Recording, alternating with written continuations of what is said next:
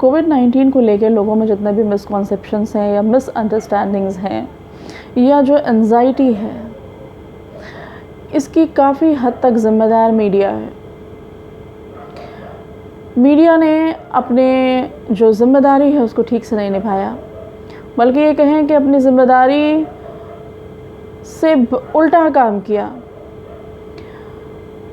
लोगों को अगर बता भी रहे थे कि यहाँ पर इतने कोविड पेशेंट्स हुए हैं या इतना कोविड फैल गया है, तो उसका अंदाज़ कुछ यूँ था, कोरोना बॉम्ब, कोरोना विस्फोट। अभी तक जब तक देखती हूँ तो ये सब पढ़ के अफसोस होता है कि क्या है इन लोगों के दिमागों में। क्या इनको ज़रा भी सोचने और समझने की सलाहियत नहीं रह गई है कि किस तरह ये पैंडेमिक फैल रहा है, कल को किसी को और को भी हो सकता है। जो लोग पढ़ रहे हैं उनके ऊपर क्या गुजरेगी, और इसी वजह से इसको लेकर के इतनी एंजाइटी हमारे यहाँ पाई जाती है लोगों में।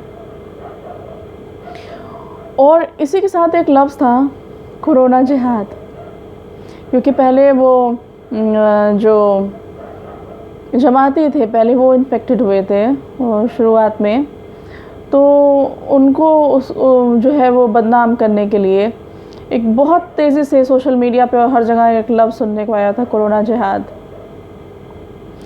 और काफ़ी जो है वो एक कम्युनिटी के अगेंस्ट आग लगाने का काम किया गया था। तो मैंने सोचा, और मैंने वीडियो क्लिप्स एक दो देखी हैं जो किसी छोटे चैनल्स की होंगी या जो भी है, तो उसमें जो एंकर्स हैं वो अजीब तरह से जिहाद को जो है वो इंटरप्रेट कर रही थी, या यूँ कहो कि मिस इंटरप्रेट कर रही थी। ये भी एक अजब चीज़ है कि एक वर्जन, एक तो वो जिहाद है कि जो कुरान कह रहा है जिहाद फ़ी सबीलिल्लाह, और एक जो ISIS के वजूद में आने के बाद जो मीडिया ने इंटरप्रेट किया कुरान की उसको जिहाद की डेफिनेशन को, एक वो डेफिनेशन है। लेकिन लोग क्यों बज़द हैं कि वो मीडिया की डेफिनेशन को मानेंगे, वो ISIS वाले को ही असल जिहाद समझेंगे। ये रीज़न कुछ समझ में नहीं आता है। लेकिन क्योंकि एक बात कोरोना जिहाद की थी और मेरे जहन में एक चीज़ आई, हो सकता है जिहाद तो कॉन्सेप्ट भी क्लियर हो जाए, तो सोचा कहूँ ये बात आज। मैंने भी 16 दिन हॉस्पिटल में गुजारे हैं और काफ़ी कुछ देखा है, और यूँ जब से बाहर आई हूँ न्यूज़ और जो हालात हैं वो सब आप भी जानते हैं, और मैं भी भाई सब देख सुन रही हूँ।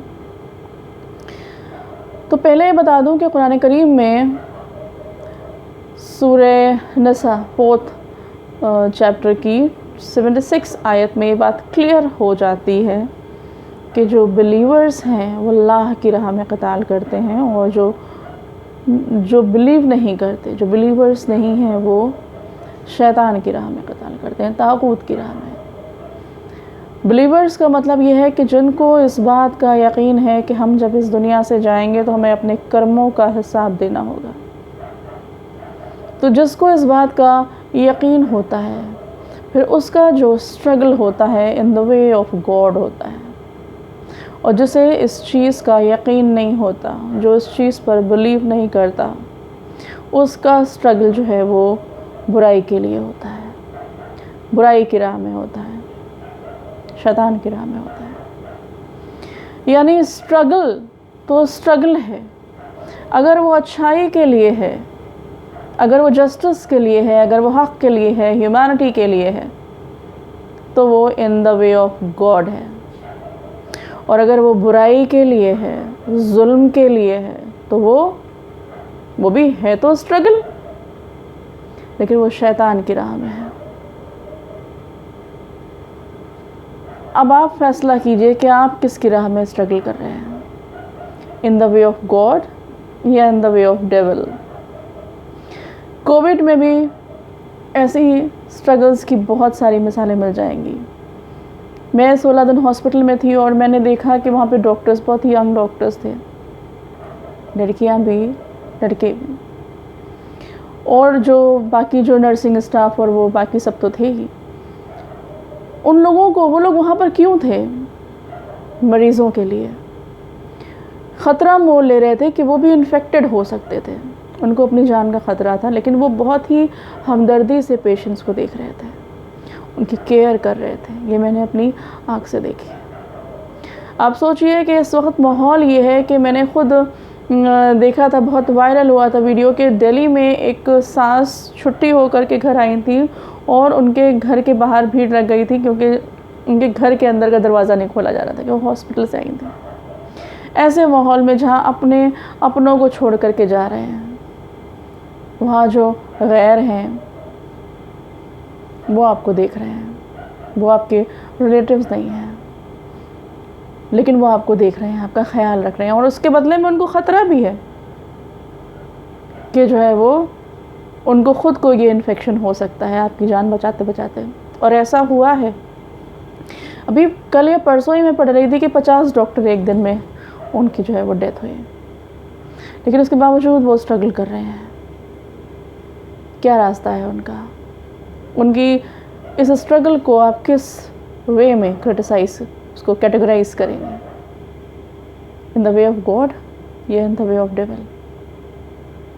इसी तरह बाहर आप देखिए, बहुत सी NGOs हैं, बहुत से लोग हैं जो ऑक्सीजन की जो है वो ऑक्सीजन फराहम करा रहे हैं जिनको चाहिए है, खाने का इंतज़ाम कर रहे हैं। ये सब क्या है जिसमें उनको अपना कोई फ़ायदा नहीं है, लोगों के फ़ायदे के लिए ऐसा कर रहे हैं? तो ये क्या है? ये स्ट्रगल क्या है? इसे कैसे कैटेगराइज किया जाएगा? और वहीं पर कुछ लोग हैं, हम देख रहे हैं, जो दूसरों की मजबूरी का फ़ायदा उठा रहे हैं। वो दवाएं जो 100 की मिल जाती थी वो 1000 की भी नहीं मिल रही हैं, मुंह मांगी कीमत वसूल की जा रही है, लोगों को परेशान किया जा रहा है। और जो वो अगर अपनी मदद भी मांग रहे हैं तो उनको उस मदद मांगने के लिए भी उनको कहा जा रहा है कि हम तुम्हें फलां तरह की सज़ा देंगे।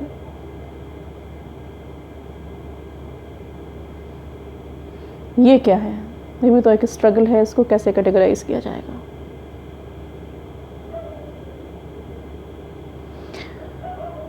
तो जिहाद अगर भलाई के लिए है, अच्छाई के लिए है, नेकी के लिए है, इंसाफ के लिए है, हक़ के लिए है, तो वो जिहाद फ़ी सबीलिल्लाह है, struggle in the way of God है। और अगर बुराई के लिए है, बेइंसाफ़ी के लिए है, झूठ के लिए है, तो वो भी स्ट्रगल है, जिहाद है, लेकिन इन द वे ऑफ डेविल है, शैतान की राह में जिहाद है। तो ये सोचने का वक्त है, अपनी भागीदारी तय करने का वक्त है कि हम किस रास्ते में स्ट्रगल कर रहे हैं। और अगर हमारा struggle in the way of God है तो फिर हमें सही रास्ते पे आना होगा, हमें हर तरह के झूठ को नकारना होगा, हर तरह के जुल्म को नकारना होगा। मैं समझती हूँ कि बात काफ़ी हद तक समझ में आ गई होगी, और अगर नहीं आई है तो प्लीज़ ज़रूर बताएं।